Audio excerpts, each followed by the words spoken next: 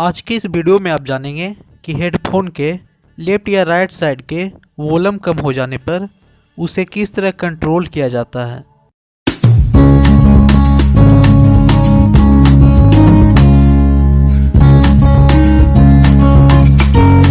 इसके लिए आप अपने मोबाइल फ़ोन के सेटिंग में जाएंगे।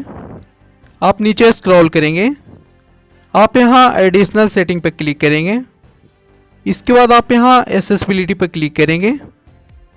इसके बाद आप यहाँ हीयरिंग पर क्लिक करेंगे। आप देख सकते हैं मेरे केस में लेफ़्ट साइड कम है, तो हम इसे कंट्रोल करेंगे।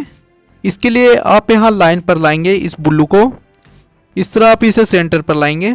सो इस तरह आप अपने हेडफोन के लेफ्ट या राइट साइड के वॉल्यूम को कंट्रोल कर सकते हैं। ये काफ़ी इजी है। Thank you.